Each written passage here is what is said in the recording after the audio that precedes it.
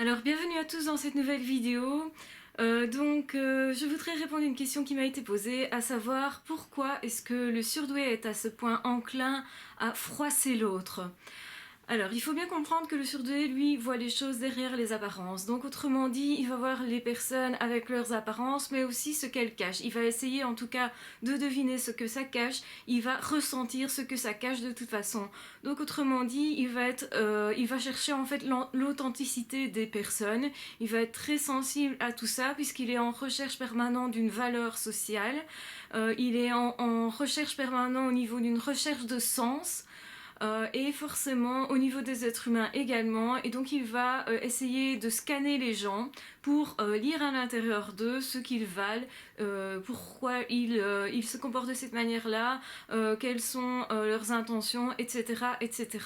Donc par rapport à ça, on comprend aisément que la plupart des personnes en fait, des êtres humains, estiment plutôt qu'ils n'ont pas envie, ils protègent leur intimité, ils protègent leur intériorité quand ils en ont évidemment, et ils n'ont pas nécessairement envie que n'importe qui s'immisce dans leur intériorité et les dévoile, les découvre.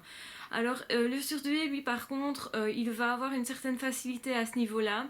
C'est pourquoi on en trouve dans le milieu de l'art, on en trouve dans le milieu, parce qu'ils savent lire justement les réactions des autres, ils savent interpréter les émotions et déposer le leur aussi sur une toile ou dans la musique, etc. Donc ils sont plus nombreux dans le milieu artistique et plus nombreux aussi dans le milieu thérapeutique. Donc ça peut être des médecins, ça peut être des opticiens, ça peut être enfin voilà, ça peut être vraiment dans tous les domaines qui sont thérapeutiques, que ce soit au niveau des soins de santé, mais aussi au niveau des soins psychologiques, etc. Et les thérapeutes en tout genre, les assistants sociaux et les éducateurs, vous en trouvez pas mal dans des domaines d'aide aux personnes en fait. Et pourquoi est-ce que ça froisse? Eh bien, la plupart des gens ont envie de cacher ce qu'ils sont. La plupart des gens jouent avec les apparences, plus ou moins consciemment, souvent d'ailleurs inconsciemment, et le surdoué va justement mettre le doigt là où ça coince, là où il manque l'authenticité, là où il y a quelque chose en fait qui est problématique pour l'autre.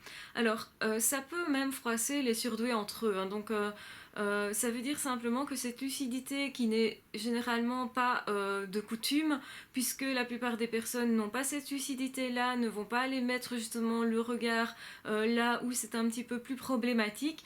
Et donc ce regard posé, même si la plupart du temps bienveillant, peut paraître agressif, intrusif pour l'autre qui reçoit ce regard-là, qui reçoit cette intrusion du coup. Et forcément, ça va froisser. Alors il y a aussi, donc il y a un autre chose qui joue dans le fait que l'autre va être froissé, et là je ne parle pas entre surdoués, mais plutôt entre normopensants et entre d'un côté un normopensant et un zèbre. En fait, le normopensant va se sentir diminué par le fait que l'autre a une capacité qu'il n'a pas. Souvent, il ne tient pas compte du fait que le zèbre, lui aussi, voit en l'autre une capacité qu'il n'a pas, puisqu'il n'est pas capable de faire des choses parfois très simples pour l'autre, justement, qui n'a pas de sens, ou qui est répétitif, etc.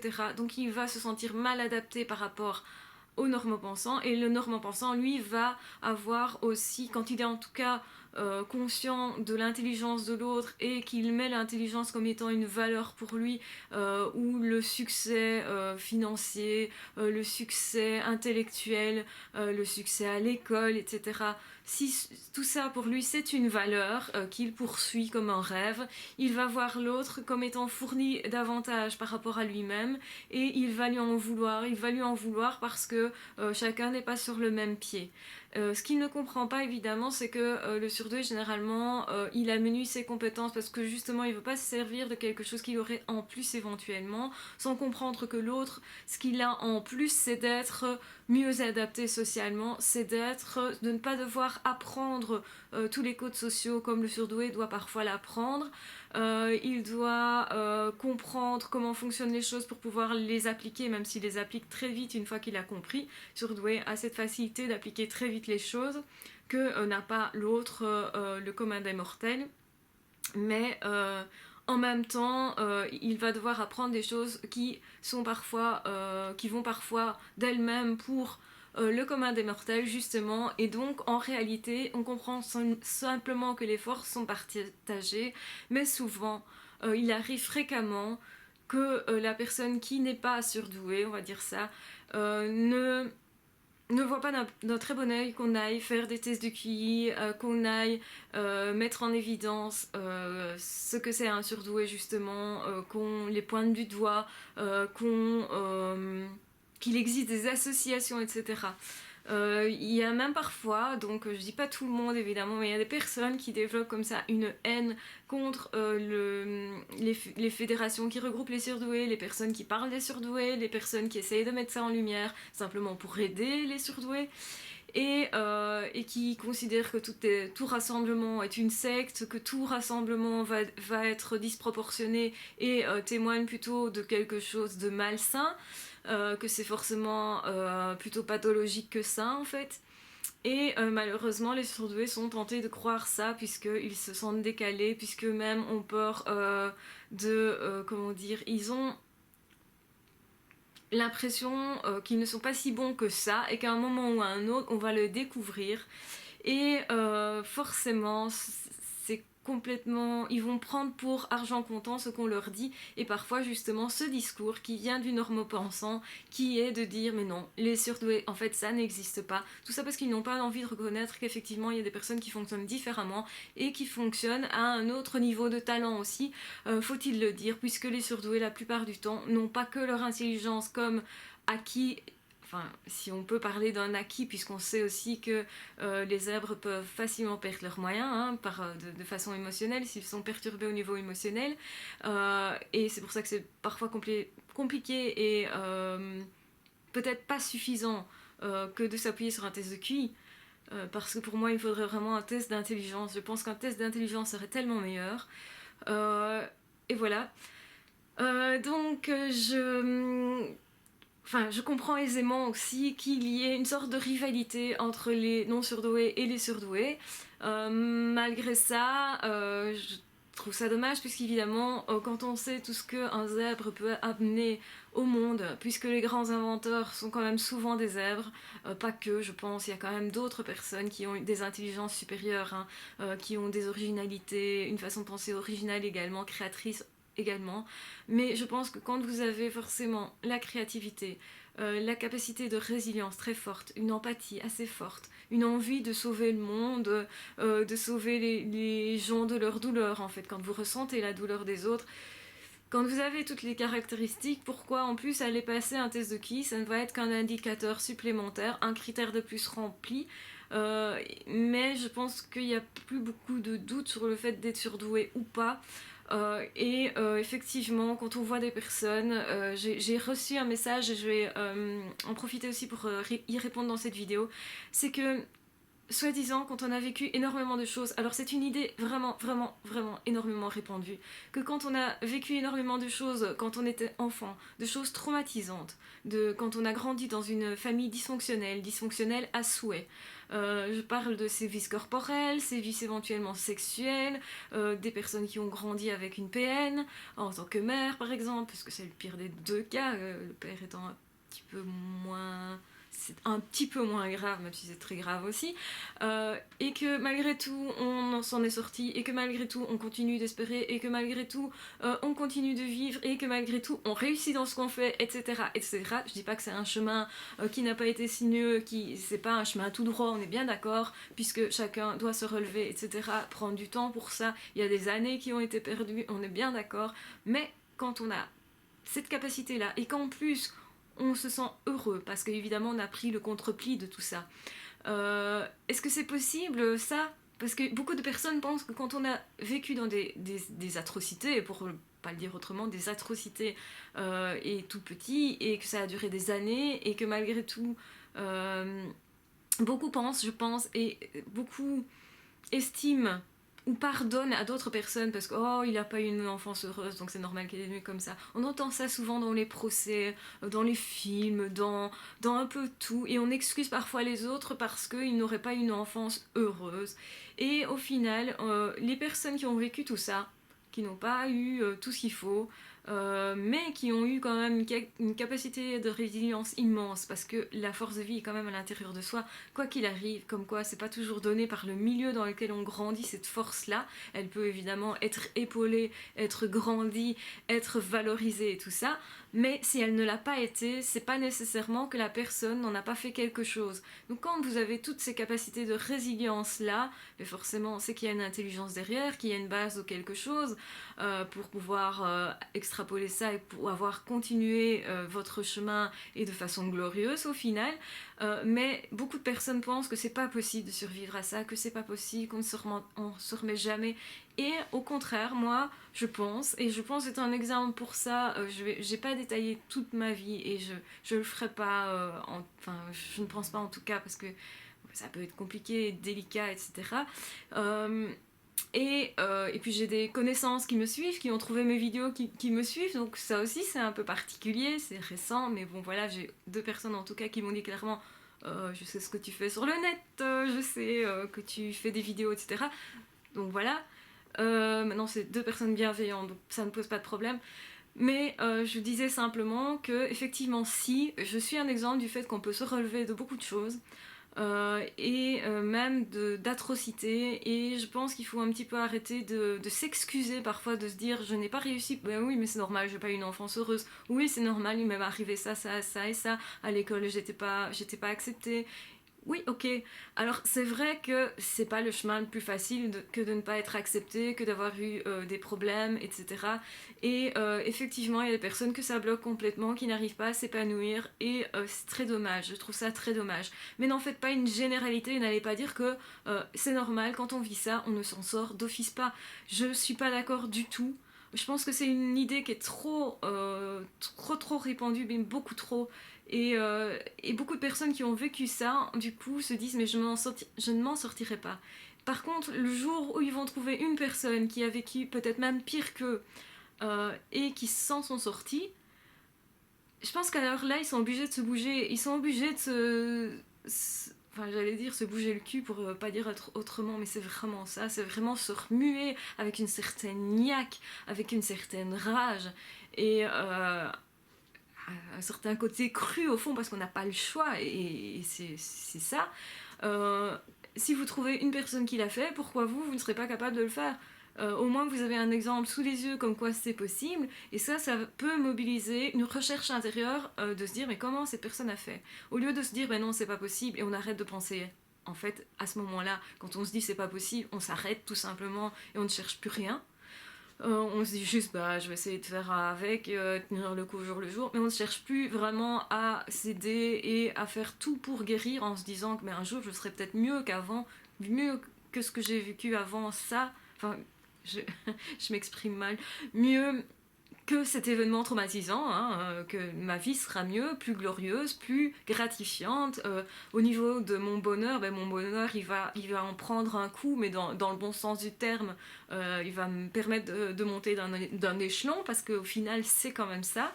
Et à partir du moment où vous avez en face des yeux une personne qui a réussi à faire ça, vous n'avez plus d'excuses. Vous n'avez plus d'excuses par rapport à vous-même, je parle, hein, pas nécessairement par rapport aux autres. On s'en fout de ce que les autres pensent, de toute façon, qu'ils vous excusent ou pas, bon, voilà, peu importe. Évidemment, si vous vous excusez, ils vont peut-être pas...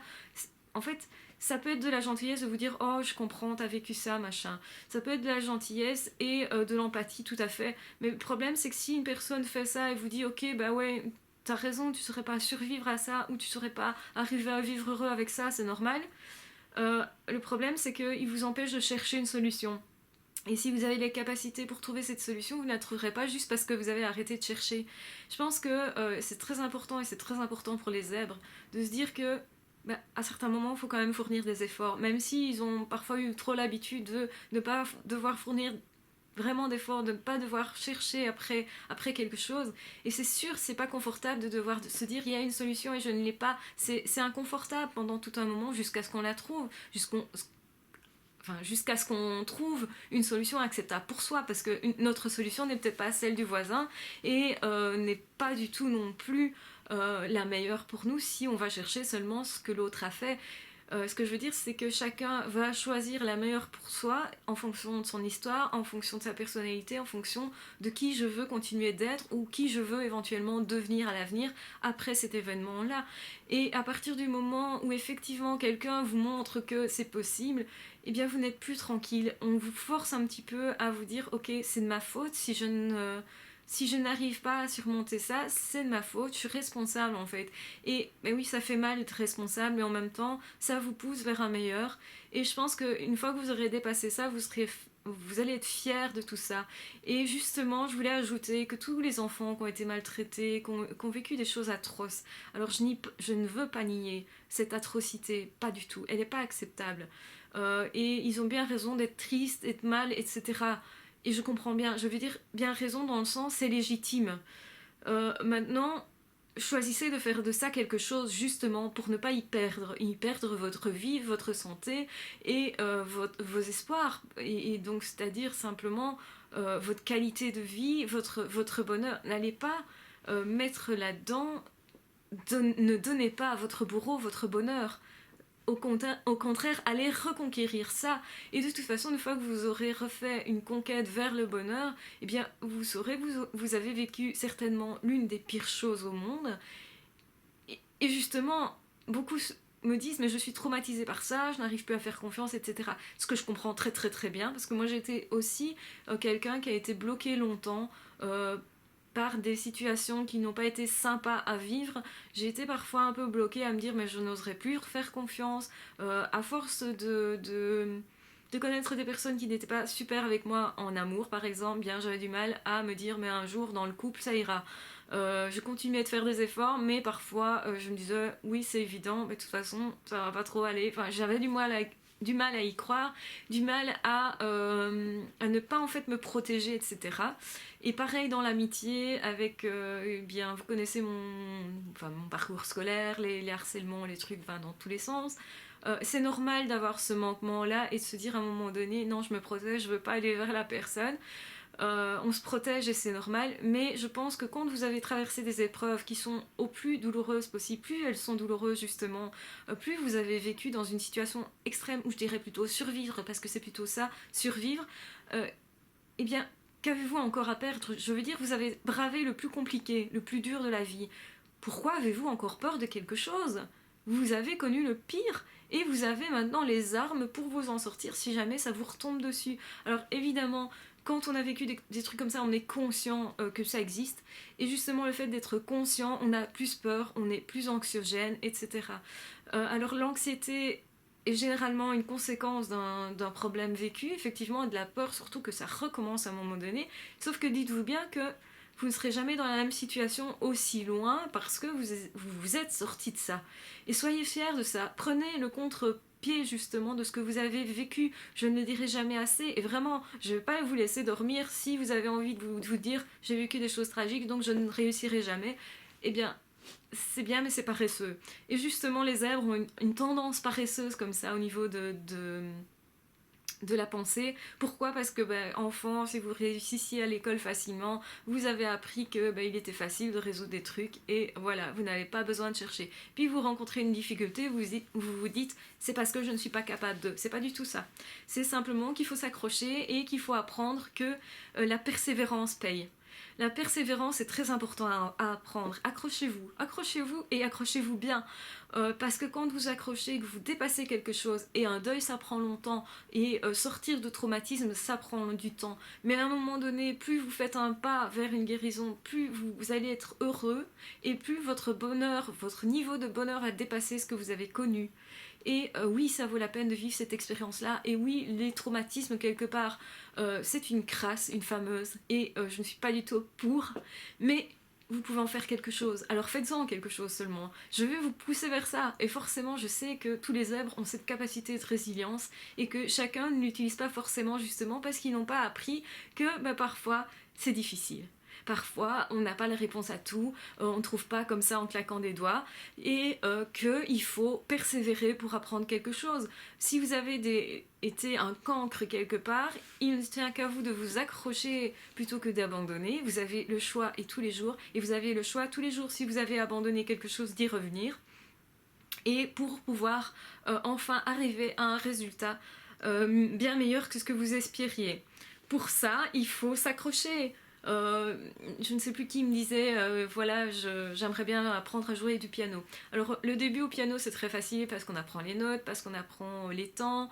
Généralement c'est assez instinctif, surtout quand on est sentimental, donc là c'est bien. Les petits morceaux de début sont sympas. Et puis à un moment donné on se dit mais je ne parviens pas à m'accrocher. Oui, il faut à un moment donné commencer à étudier. Il faut à un moment donné commencer à apprendre en réalité. Et c'est à ce moment-là qu'on se dit, mais c'est pas nécessaire dans ma vie, donc je vais abandonner et je vais faire autre chose. Je le dis clairement, c'est un peu ce que j'ai fait moi aussi. De temps en temps, j'y reviens parce qu'à un moment donné, je me suis dit, je vais aller rechercher ce piano, je vais le mettre dans. En fait, il traîne dans mon living, donc je l'ai sous le nez et je me dis, un jour, je vais m'y remettre. Mais tout en sachant que j'étais pas exceptionnellement bonne, enfin je pense pas en tout cas que j'avais une passion, enfin si j'avais une passion pour la musique de façon générale, mais je pense que c'était pas ma plus grosse passion et donc que forcément j'avais d'autres choses à faire avant. Mais je pense que c'est quelque chose qui est assez courant chez le zèbre de dire voilà, les choses sont moins faciles, on doit s'accrocher pour parfois, et c'est à ce moment-là qu'on abandonne parce qu'on n'a pas eu l'habitude de s'accrocher, on n'a peut-être pas eu une bonne éducation pour ça. Et quand je dis bonne éducation, c'est relatif, hein, l'éducation que vous avez reçue était peut-être très bonne parce que pleine d'amour, etc. Ou peut-être pas, hein, ça, je ne connais pas vos histoires, mais peut-être qu'à ce moment-là, comme justement on vous permettait, enfin on vous pardonnait peut-être des trucs, on vous a pas dit non, recommence, non, essaye encore. Et on vous a pas encouragé à persévérer.